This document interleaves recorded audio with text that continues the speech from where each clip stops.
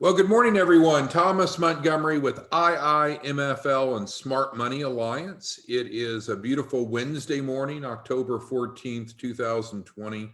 It's 7:59 a.m. Central. As you may know, most Mondays through Fridays at this time, we hop on a Zoom webinar to go over a topic of the day, exchange ideas, best practices, and even thoughts and concerns. Today is probably one of the most important topics that you could listen to, whether you're listening live now or the recording thereafter, is we're going to talk about how to ensure that your client gets off to a great start. Now, what you've learned from some of the other lessons, and again, this is applicable regardless if you're an affiliate, a financial literacy educator, a branch manager, or a joint venture partner. Granted, affiliates just simply refer in and do not work with clients. So this is great if you're an affiliate to understand what the client's experience is going to be, what they can expect. If you're a financial literacy educator, this is even more important because now you're involved with the process, and much the same if you're a branch or a joint venture partner. Okay, so what we're making the assumption here, and I'm sharing my screen with you, what we're assuming at this point is that the client has inquired and has enrolled. We've sent them the DocuSign to enroll in the Access to Capital program. But I will tell you that if you're taking the Capital Ready 2.0 to the marketplace, the kickoff is the same, because the first 4 weeks of, regardless of which format or which offering that you're taking to the market, is the same. We're going to improve their financial literacy and we're going to build the loan package. So this is going to be the same onboarding regardless of which variation the client may have enrolled in. So what we're saying is the client's enrolled and now they're getting onboarded. They're going to get an email from us, and this is the template that they get from our CRM. So let's go through it and talk about it, and then we're going to go even deeper. All right, so of course, the first sentence is going to introduce them to whichever program they enrolled in. So if you enrolled them in the Capital Ready 2.0, of course, it's going to say that instead. If they just simply enrolled in the Small Business Certification, it would say that instead. But regardless, as I mentioned, the first 4 weeks is the same for all variations. We need to help educate them, and we need to gather data and build their loan package.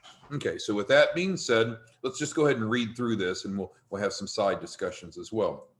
So we will start your capital raise process by leveraging the award-winning Small Business Certification Program using curriculum developed by the FDIC, endorsed by the SBA, and exclusively delivered by us.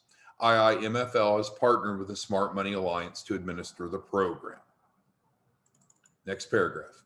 As you likely know, and then we have a link back, the Small Business Certification Program is composed of a 4-week curriculum. Each week, we're going to send you an on-demand financial literacy module to complete and then apply what you've learned. So let's talk about that for a moment. The way the CRM is set up, it has an auto sequence. So every 7 days, they're getting the next lesson.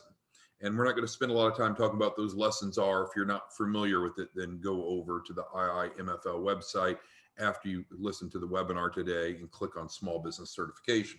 But it's automatic. So if they're not getting that, that simply means they either gave us a bad email address when they came aboard, and or they're not checking their email. Maybe it's even going into spam. But you can see that we've made so many changes to make sure that the clients have a high touch and a progressive, a proactive experience. Okay, now also, of course, we're going to assign a mentor to every client going through the curriculum. Now, you don't sign up to be a mentor. A mentor is meant to be the role. These are our financial literacy educators. I'm a financial literacy educator. Many of you on the live webinar right now are financial literacy educators. You may be a joint venture partner and or a branch manager, and be a financial literacy educator, but it's the FLEs that actually are assigned clients to work with. Now, of course, if you've developed a client, then you will have first right of refusal to provide the mentoring. If you're running a branch or a joint venture partnership, you may have financial literacy educators under your umbrella. Of course, you're going to direct who picks them up. But what we need to do is make sure that there's no one left behind, no stragglers. Every client needs to be assigned a financial literacy educator. That financial literacy educator is expected to reach out to that client very quickly and help that client set up weekly calls for the first 4 weeks. So what I do for the clients that I work with is I send them a quick email, gives them a little bio of my background, and I give them my Calendly link, and I ask them to go ahead and schedule 4 weekly sessions. That's what we're expecting of our financial literacy educators. Now, you've got a lot of freedom because you can pick the days and times on your Calendly that you want to schedule appointments. So it's not that you're constrained in a very structured timeline, but we do need to have an assigned financial literacy educator working with each client. And we're looking for more FLEs. So if you're interested in mentoring clients, which also means that you help them write their key person policy, then this is relevant to you. All right, so then we explain in the next week, we'll be assigning a mentor to work with you. Your mentor will be in contact with you to introduce themselves and schedule weekly appointments, just like I said. Now, if I am assigned as the mentor, I like to get my email introduction out to them, try to get it the same day very quickly, and I'll copy the referral source on that email so we're all aware, yep, client's been onboarded and they've been assigned to me. If you are an affiliate and just simply referring people in, you don't have to worry about the mentoring. You don't have to worry about the details, but we'll still typically copy you on that introductory email because we want you to know that the client's being taken care of now. Okay, next paragraph. And again, as we go through this, if you have any questions, comments, or concerns, feel free to put it in the Q&A box, kind of like a chat box on Zoom. Then we bring their attention. Hey, if you've not already watched this 27 mistakes, we recommend that you do that. And then we provide them a link to do so. Now, for most of you, you're probably out teaching this 27 mistakes. That's a best practice. You can teach it at libraries, you can teach it at chambers, you can teach it at churches. You can just MC it and play the YouTube video, which of course is linked here, or you can actually teach it. But that's one of the best ways to generate client relationships, to generate leads, if you will, is to go out and educate. And we had a whole separate lesson on that. So if you as a distribution partner are not very aware of this content, you certainly need to be. Now, understand, we're not filtering clients. I get asked this almost every day. Is there a minimum credit score for clients to work with us? No. Is there a minimum time in business before they should be able to work with us? No. We work with pre-launch companies. There's only 3 requirements. Must be a U.S. citizen, must be a U.S.-based business, must be a legal business model. Other than that, there are no prerequisites. So what you have to guard against is people actually listening to this and say, oh, well, this won't work for me. No. There's many different sources of capital and each have their own underwriting criteria. We'll work with you to help identify the right source of capital based upon your mitigating circumstances. And also we're going to help you meet the underwriting criteria. A great example is if they have a poor business credit profile, we help them build their business credit profile so they have a credible Dun & Bradstreet PAYDEX score, Experian Business, and so forth. That's included at no additional cost as part of the curriculum. Okay, so now what have we done? We've kind of given them a little bit of background. We've let them know, hey, you need to expect, we need to be held accountable. We're going to have someone that's going to be working with you. Now we're into week 1 lesson. And we're going to dig deeper. So don't think I'm just going to read this email and that's it today. We're going to go much deeper. So then there is the lesson for week 1, and there's a hyperlink to it here. And then the participant guide is attached now. And it's a little bit hidden, but it's right under the logo. So each week when they're going through, they'll get the next lesson.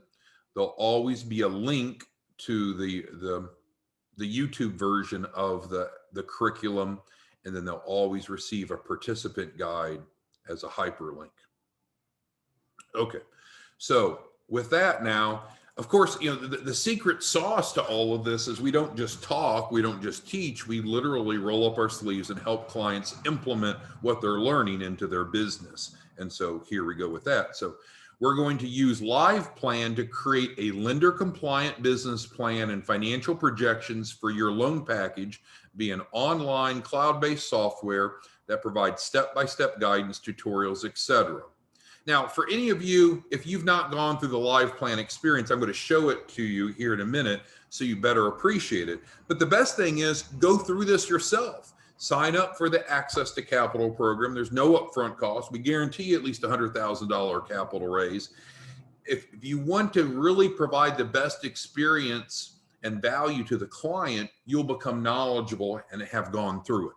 But with that being said, as an affiliate, you can just refer in and really not say anything, just don't say anything wrong. As a financial literacy educator, of course, you need to have some depth of knowledge of this. We let them know, hey, don't sweat the details, just get started and do your best to get the best you can. Work on the areas that you can, leave anything that you can't. If you are one of our financial literacy educators working with a client, they can share with you access to their LivePlan. I'm going to, again, switch screens and show you that in just a moment. But it is not your responsibility as a financial literacy educator to spend a whole lot of time helping them develop their business plan. I will show you that there's two areas that are of most importance to help them get started on, but otherwise, you're going to spend a whole lot of time, and that's not the expected role of the educator. Now, we buy the licenses. The LivePlan is not free. We buy licenses, and so we turn on a license for a client for a given window. They should not wrongly think that that window is going to remain open forever. They can export their plan out at any time into a Word format or a PDF. However, it will auto archive after a certain period of time. It won't go away, it won't be lost, but it'll auto archive. So since there are 4 weekly lessons and the first lesson is working on this, we really need to help them get as much of their content in as possible in the first week. Because as you know, when we go into week 2, now we have a new set of topics to work on. Few notes. We let them know, hey, if you dilly-dally around and you don't log in for the first 5 days, your file could automatically move into archive status. Again, it's not like a punishment. It's just saying don't be surprised if you don't log in after 5 days. It may auto archive, and then they'll have to get with us to release that archive, to restore it, in other words. 7 days, as we mentioned, we need to focus on them doing the best they can within 7 days. 2 key areas of importance, which I'm going to show you in just a moment. And then there's a comment function, which I'll also show you. That's the main way that we'll communicate with them. Okay, so but let's pause that. We'll come back to LivePlan in a second. I'm going to show it to you. We are very aggressive in understanding that most small businesses need more earned income. And so we're not an MLM, we're not network marketing, we're not trying to sell them something, but we are very transparent that we have an affiliate program and we encourage them to consider becoming an affiliate.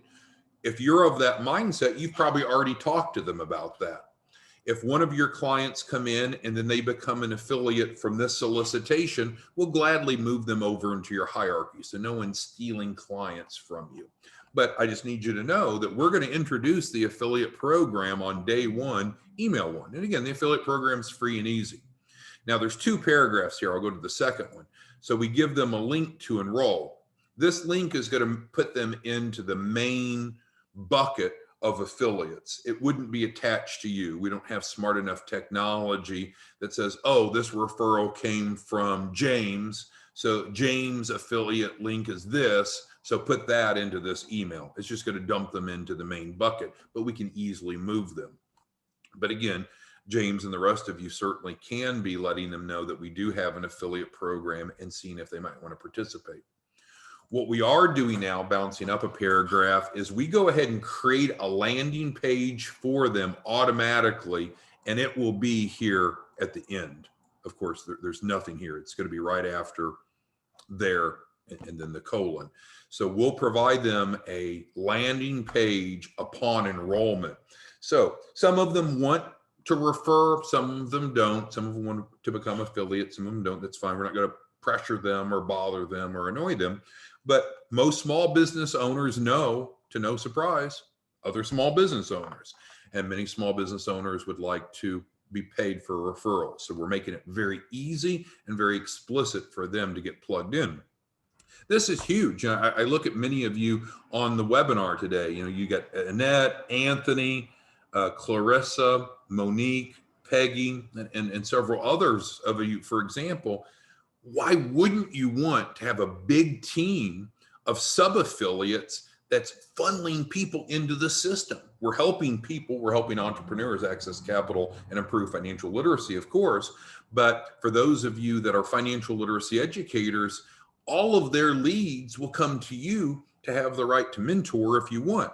So what that means is you're making more money, right? Because if you're fulfilling the mentor role, then you're working with them through the 4-week sequence. It's only 15 minutes a week for 4 weeks. So it's a total of an hour's worth of time, but you're also writing the key person policy, which is probably going to make you $500, $1,000 or more dollars. So let's just round it off and say 1,000. So if you agree to mentor a client, you're generating on average an extra $1,000. So if you had more and more sub-affiliates that's filling your funnel, that's more $1,000, $1,000. And some of them might say, hey, I'd like to actually be a mentor too. Well, great. Let's get you licensed, get you plugged into the hierarchy, and then they can make that 1,000. But you're not left behind. You're still earning the same overrides. You earn overrides through our affiliate model. And then on the insurance side, you're receiving overrides. And so there's only so much time in the day. Now, I was here until 10 o'clock last night working with clients, which was my pleasure. But at some point, there's only so many hours in the day. You're going to probably max out at about 100 new clients a month. Once you're onboarding about 100 new clients a month, you're probably going to need a team. Now, you may want a team even sooner than that. But guess what? Do that math. If you have 100 new clients a month, either that you've directly developed, came through other lead referral sources, through sub-affiliates, whatever means, you'll be writing here soon 100 key person policies a month. That's a good income. Okay, so that's the email that I wanted you to see. Now we're going to move over to the live plan. And this is the real where the rubber hits the road. So this is going to largely look what the client sees. Now, I'm logged in as an administrator because we administer the live plan for our clients. So for example, we have a bunch of companies. But I created this morning a company called Test Company to show you. And this is going to largely be what the client sees when they log in. A little bit different, but pretty much the same. So across the top is the menu bar. There's the pitch. We're not going to worry about them doing the pitch right away. The plan, think of it as the written part. And there's a YouTube video, or embedded video, I should say, that is a tutorial. The forecast, which is more of the numbers. Benchmarks are huge, right? We need to create industry-specific benchmarks to see if our assumptions and our projections are consistent with the marketplace. They can schedule milestones in terms of what should be done when, and even an overall dashboard. What I want to focus specifically are two areas. So let's go to the plan first. Oh, and I should mention, they can invite you to be a guest pass. Now, again, I'm the administrator, so you're seeing some things that the user wouldn't see, but I'm pretty sure that they can add a guest. And so then they could put your email address in. And of course, they wouldn't have access to all these different companies, but they could invite you to be a guest so you could see what's going on. But let's go back to where we needed to be.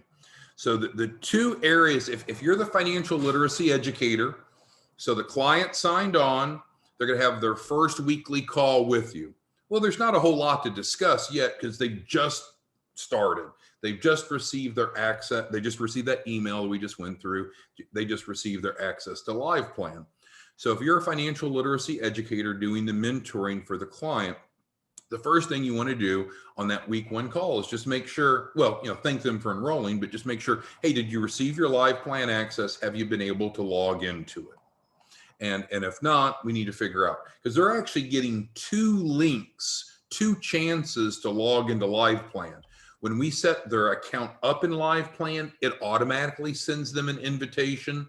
And then when we send them this email that I just showed you, we add a hyperlink to this right here. So right now there's not a hyperlink, but we add a hyperlink to it that is coded back to their Live Plan. So if they say, oh, no, nothing's happened, I haven't heard anything, well, there's a problem with their email then, right? Because they've already been contacted twice to say, here's your Live Plan, let's get started. But we rarely have a problem with that. So what I want to go through, we're going to skip the video, and you probably have listened to these instructional videos and they're helpful, but for time's sake, we're going to skip that. It's a 4-minute video, and we're going to go over to the structure of Live Plan. And Live Plan is really easy to use. You can pick any of these sections. Let's say I want to identify my competition. So the user can click on edit, gives them some instructions. We can give them examples. We can give them industry specific examples, and then they can type here, and it saves it in formatting. But my point right now is there's two specific areas that I want you to please encourage the client to first focus on, because there's a lot of blanks here, right? There's a lot of information that needs to go in for a business plan. And so, as I said earlier, they should work on what they feel comfortable doing and leave what they don't know how to do. And it's not your burden to help them fill all this out. But again, what I want you to do is to please first have them go to executive summary, scroll all the way down to financing needed. And this is the first thing I want them to work on, because here is where they're going to summarize, this is the amount of capital I need. So it could be something like, I am seeking $250,000 to start a new laundromat. And then what they're going to do is break down what that's going to be used for. So let's say I need $75,000 to purchase the appliances, the washers and dryers and so forth. And I misspelled appliances, sorry. And then let's say that I need $20,000 to remodel the lease space. Maybe they need to put new flooring in, new walls, new office, whatever. But the point is, one of the most important things that the client should start with is articulating what their desired capital raise is. And then again, of course, there'll be extra bullets here of what they're going to use it for. Why is that important? Why do we want to start with that? Well, two reasons. For us to help them with the capital raise, we need to know what the goal is and the composition of that capital, because how the capital is going to be used could very well influence where we go look for that capital. And then secondly, it causes them to think, doesn't it? I can't tell you how many clients come to us and they really don't know how much capital they're looking for, and they really don't have clarity what they would use it for. They just heard, oh, this is a $100,000 guaranteed program. That'll be just fine. I just need 100,000. Okay, well, then if that's the case, then let's put 100,000 down. But we still have, and of course they can change this to whatever their business model is. It doesn't have to be start, maybe it's to expand a business, acquire a business, whatever it is. But they still have to be able to articulate what they're going to use that money for. Now, I will admit a catch-all is working capital. I need 100,000 for working capital. but we would rather it be broken down to understand how they're going to use that money. So 2 things that I'd like you, if you're doing the mentoring, to help the client start with quickly. The first is this: they need to go direct, and we can click on I'm done. I want them to go to the executive summary. I want them to scroll all the way down and focus on that. And you might say, well, what if they haven't shared access with me? I don't know if they've done it or not. Just ask them. Just ask them. Say, hey, there's 2 areas that's really important to get your live plan started with. And the first of which is under the executive summary, all the way down at the bottom, financing needed. That's where you need to state how much capital you're looking to raise and how you're going to use it. It's not your burden to hold their hand in every bullet they write. That's not the role of the educator. You're navigating them through the process. You're certainly involved with key things like developing a personal financial statement, writing the key person policy. All I'm asking you to do on that first call with them, the first support call, is emphasize 2 things that they should focus on first in live plan, and this is the first of the 2. Okay? So now let's get to the second of the 2. Now we're going to go over to forecast. And what you'll notice is each time you change to a different tab that you've not been on before, then it starts with a video. So there's a video here. There's a video here. There's no video here because it popped up and we dismissed it. They can always go back and listen to it. Okay, on the forecast, we're not going to listen to the video. It's 2 minutes long. You should. And then what we're going to do is build out a budget. Now, keep in mind, there's this time continuum. So if you take your arms and you spread them wide to the left and to the right, and to the left of your nose is history. Now, maybe it's a brand new startup business, so the company has no history. So their timeline starts at your nose. But most businesses have not started. Well, I shouldn't say that. If they've not started yet, then that's fine. But if they've started, going back in time is history, and that should be accurate information that we're going to put into live plan. Then from your nose to your right is projecting out future. Well, who knows exactly what the future will hold, but we need to make projections. The point that I'm making is I want them to at least put in the last full month's budget, and I'll explain that. So we're recording this as of October 14th. So when was the last full month? It was September of 2020. So we need to go ahead and build out the structure starting with last month. So let's say, let's go with the laundromat concept. So it's going to start, it doesn't know anything about the person's business. Well, we need some revenue. So we're going to say we have a revenue of washing. So people have put money into the washing machine. And so then we can go through and set that up, and it's based upon unit sales. And again, you don't have to be an expert in all of this. The amount's not always going to be constant. It's going to vary. And so then we get down here and say, okay, in September, we know truth about September, or the most recently completed month. As of this recording, it's September. How many units of washing, assuming that my laundromat was open last month, how many units of washing did I do? I had 100 units. Okay, so that gives me a starting point there. Well, how many units do I think I'll do next month? Well, I don't know, but hopefully it'll grow. Maybe I'll have 110. And you can go on. So they're going to fill in this and project out all the way to 36 months. And there's some variances where they can just project it as growth as a percent. It's really easy. You can drag up and down. But the point is, I need them to put in the most recent month to start with, because that is how everything else is going to be projected going forward. If it's a pre-launch, pre-operational business, then I understand. Guess what last month's going to be? It's going to be 0. I understand. But if it did exist for any reason, then we need to put that in. So then we can go through, and again, it's not your burden to be a live plan expert. I'm just giving you some background, but what I specifically am wanting you to do is to know what to direct them to do to get started. Now, the constant price, let's say it costs $2. You put $2 worth of quarters in, and that starts the wash cycle. And so we hit save, and there we go. So we projected to make $220 in October from that one revenue stream, washing, because we're going to have 110 units at $2 a piece. In contrast, last month, we had 100 units at $2 a piece. Well, we know that we do more than what just washing, don't we? We also have dryers. So we're going to add that as another revenue stream. Again, that's unit sales, and that's going to vary. It's not always going to be the same. And so again, we're going to know in September how many units of drying we did. And let's assume that we did 100 as well, because everybody that washes a load of clothes, I guess they have to dry a load of clothes, and we'll just project 1 month out just to keep it simple. So I can just continue this example, and the price is the same, and I guess the dryer costs the same as a washer, $2 a load.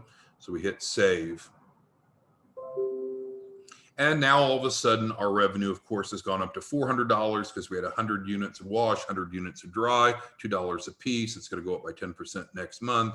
And we've got revenue here in 2020. Okay, so we could add other revenue streams. Maybe we do full service laundry for some people. Maybe we do shoe shines, whatever other revenue streams there are. Let's get over to expenses though. And then we need to add expenses. Well, we're going to have expenses, and let's say that we're going to have a lease. So we're going to put in our lease, and let's say that the lease is a constant amount, and we pay $1,000 a month. And we'd put in whenever we started paying rent. Let's say that we just opened last month, so September was our first month, save and close. Now all of a sudden we have expenses, right? Revenue is here, our revenue. Here's expenses. Now I know there's probably going to be other expenses, but just simply now we can click on profit and loss and see, right now we're losing money. We're in the red based upon the revenue and expenses that we've recorded. Where I'm going with this is let's go back to the financial tables and expenses. So then they can put in other expenses. They can put in a direct cost. Maybe they consider water a direct cost. We can add personnel. And again, we can help them with these areas. But one of the expense items that they need to put in is their key person policy, isn't it? Key person policy. And we're going to call it other expense. It's normally a constant amount. We know that way we develop key person policies, they can be overfunded, but in general, there's going to be a set monthly premium. And we need to start working with them on what their budget's going to be. And you know, most people will set their monthly budget at $200 to $300 a month, whatever it may be. And let's say that they're going to start that in September. All right, so to summarize, there was 2 things I wanted to accomplish on today's training. We'll kind of wrap it up. The first of which is I wanted you to understand what the onboarding email looks like that each client receives, the access to resources that they have, the recognition that they're going to be assigned a financial literacy educator. And if you're the one that developed that client or someone on your team developed that client, then of course it comes to you. They're going to have the week 1 lesson. They're going to have the link to start working on Live Plan, and it's going to bring them into Live Plan. They can invite you to be a user so you can observe what they're working on if that's what you and they want. But they need to focus on 2 things initially within Live Plan. Executive summary all the way at the bottom. Notice how the graphs import in, which is slick. But they need to emphasize what is the capital raise that I'm looking for, and what am I going to use it for? Financing needed. And then secondly, we need to build a budget. This is their business budget. And it's not as hard as you might think. You get in there and just start playing with it. So we need to start with the last full month's historical budget to put in. And again, if it's pre-launch, they wouldn't have any historical expenses or maybe just a little bit of startup expenses. I understand that. But in general, that's what we'd like to see them develop first in Live Plan. Their capital raise request on the executive summary, and secondly, get their budget in from last month. And they should know. They should be able to look at their business checking account statement and or their QuickBooks and see how much revenue they brought in and how much expenses they had. and the difference is the profit. So those are the two things that you, if you're going to be a mentor, a financial literacy educator, want to instruct them to do first. All right, so let's get to your questions and then we'll wrap it up. Hopefully this was helpful so you understand the power of the program, the value of the program. Remember, they have no upfront cost. We're guaranteeing them at least $100,000 capital raise, but I wanted you to have a better understanding of how new clients are onboarded. Not saying that's always been the case, but this is how it works now. Yeah, Robert, so just reach out to me outside of this and we can help you with your E&O so we can get you live so you can start mentoring clients. That's important. We need more help and you'd be great at that. All right, let's see. Annette says, yeah, and so it's important for you to realize that the educator is not responsible to work with them with all aspects of building a business plan. LivePlan is an intuitive software that has tutorials, that has support.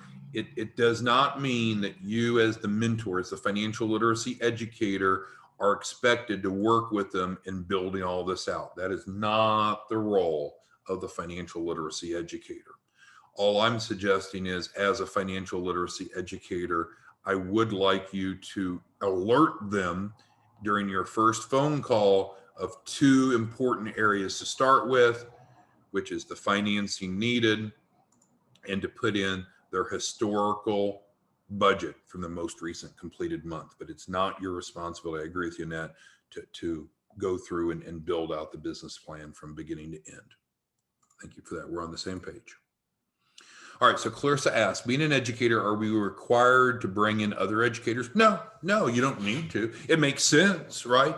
Because if we've used many different analogies, if you and I went and opened a Domino's Pizza, would it be just the two of us, Clarissa, or would we want someone out in the back making dough and cleaning the pizza pans and putting the toppings on? So a business can stay small, and if you want a small business, that's okay. But it often makes sense to have a larger business where there's other people out being educators and it's generating override income for you. But it's purely optional. It frankly doesn't matter to us. It's whatever you want. All right. Shai asked, so even though the grant is $100,000, the financing could be any amount. And that's a great point. Yes. And there's some confusion. Yeah. So we work with clients on whatever capital raise they're looking for. And so I was visiting with a client named Ivory, and she's looking for $1 million. And so, yes, it can be whatever amount that they're looking for. Now, again, Shai, you and I are realists, right? I could say I want to raise $1 billion. Sounds like Austin Powers, right? I want to raise $1 billion. Well, is my business plan solid enough? Am I credible enough? We can't guarantee $1 billion capital raise. The only guarantee that we can make is 100,000 because we can help any small business raise at least 100,000. Beyond that, at some point it comes down to their credibility to meet the underwriting standards of different sources of capital. But the short answer, Shai, is that's exactly right. Yeah, this isn't all about just because the bigger the better, right? The more capital they raise, the happier they are, and the more performance fees you make. Because normally you're getting half the performance fees. So you're making anywhere 3 to 5 points off the capital raise. So Shai, if they want to raise $1 billion and they're qualified to raise $1 billion, 5% of $1 billion is a big amount. So it is not capped at 100,000. That's the floor, frankly. Okay, so what did I miss? So my goals were stated here. I wanted to give you an overview, a better understanding of how we can help clients get off to a fast start.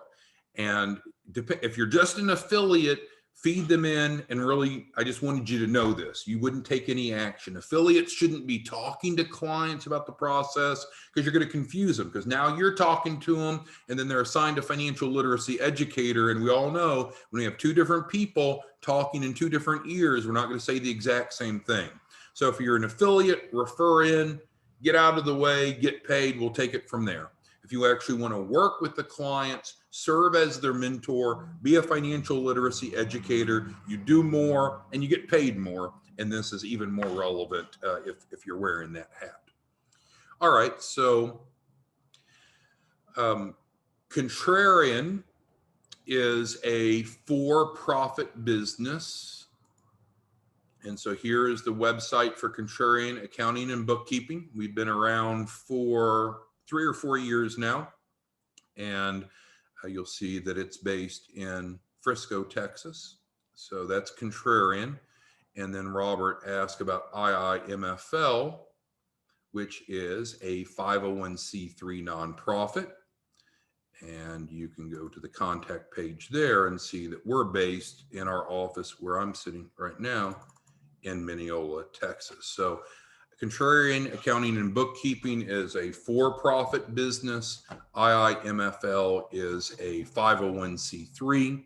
And so you're going to usually want to lead with the 501c3 because that's going to allow you to leverage that, to develop more easily workshops teaching the 27 mistakes that we talked about. It's going to allow you to probably get the ear quicker of key influencers, and then clients like to hear it as well. So 2 separate entities that are collaborating to help small businesses improve financial literacy and access capital. Thank you, Robert, for that question. Any other questions? Anything that we didn't cover in terms of how to help a client get off to a fast start, what they should expect in terms of onboarding, and maybe this even helped you decide, do you want to be one of our educators? Do you want to work with clients? Do you want to make an extra $1,000 per client?